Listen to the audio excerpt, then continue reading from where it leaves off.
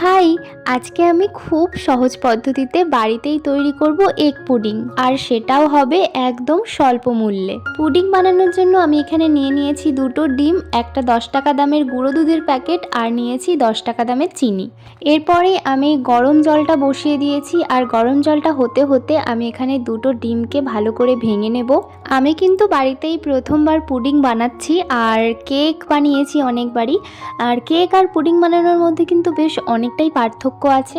যাই হোক, ডিম দুটোকে আমি ভেঙে নিয়েছি, আর নিয়ে নেবো এখানে চিনি।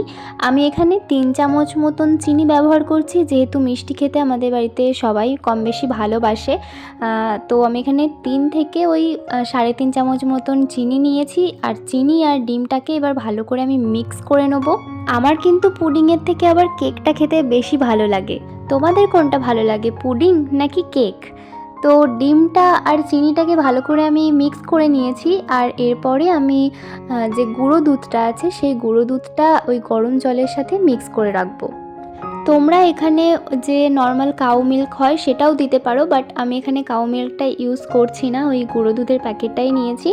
তো ওই কতটা হবে, ওই যে বাটিটা দেখছো সেই বাটিটার হাফ বাটি আমি জল গরম নিয়েছিলাম, আর ওই দুধটাকে ওই হাফ বাটি জলে আমি মিক্স করে নিয়েছি। জলটা যেহেতু গরম, তো দুধটাও অবভিয়াসলি গরমই, কিন্তু এই গরম দুধটাকে আমাদের রুম টেম্পারেচারে নিয়ে আসতে হবে। ততক্ষণে আমি এখানে চিনির যে সিরাটা তৈরি করে নেবো সেটা। তো ফার্স্টে আমি এখানে অল্প পরিমাণে জল দিয়েছি কড়াইয়ের মধ্যে, আর তার সাথে দিয়ে দিয়েছি 3 চামচ চিনি। এখানে জল দেওয়ার আমার একমাত্র কারণ হচ্ছে চিনিটা যাতে কড়াইয়ে না লেগে যায়। আমি না একবার কেক বানাতে গিয়ে চিনির শিরা তৈরি করতে গেছিলাম, তো ওই জল দেইনি বলে কড়াই পুরো লেগে গেছিলো। তো আস্তে আস্তে চিনির কালারটা চলে এলে তোমাদের পছন্দ মতন একটা কালার নিয়ে নেবে। আরও যদি গাঢ় করতে চাও তো আরেকটু জাল দিয়ে নেবে।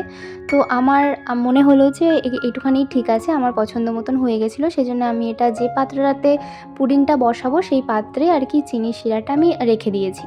পুডিংয়ের মধ্যে ডিমের গন্ধটা দূর করার জন্য আমি এখানে ভ্যানিলা এসেন্স ব্যবহার করব। তোমরা কিন্তু এখানে যে লেবুর খোসাটা হয় সেই খোসাটা একটু ঘষেও দিতে পারো, বা লেবুও চিপে দিতে পারো, বাট আমার কাছে ভ্যানিলা এসেন্স যেহেতু ছিল আমি এখানে 2 চামচ মতন ভ্যানিলা এসেন্স দিয়ে দিয়েছি। তারপরে আমি এখানে একদম মেপে মেপে দিয়ে দেবো 1 চিমটি মতন নুন।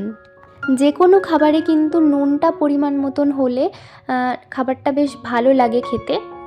এরপর দুধটা যখন রুম টেম্পারেচারে চলে আসবে তখন আমি আরেকটা পাত্র নিয়ে নেবো, আর সেখানে ওই দুধটা আর যে ডিমের মিশ্রণটা আমি তৈরি করেছিলাম সেটাকে আমি মিক্স করে নেবো।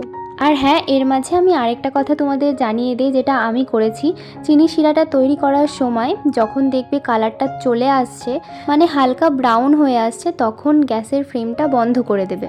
বাকিটা কড়াইয়ের গরমেই কিন্তু অটোমেটিক ওই যে চিনি শিরার যে কালারটা সেটা চলে আসবে।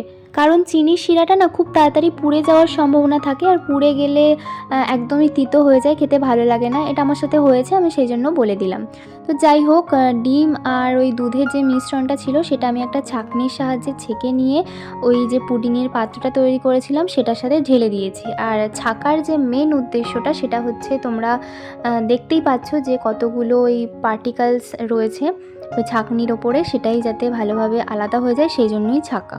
এরপরে আমি পুডিংটা যে পাত্রের মধ্যে বসাবো সেই পাত্রে আমি জল নিয়ে নিয়েছি, ওই 2 গ্লাস মতন জল নিয়ে নিয়েছি, আর তার মধ্যে দিয়ে দিয়েছি একটা বাটার পেপার। তোমরা এখানে ভেজা তোয়ালেও দিতে পারো, আমার হাতের কাছে ছোট তোয়ালে ছিল না বলে আমি বাটার পেপারটাই দিয়ে দিয়েছি।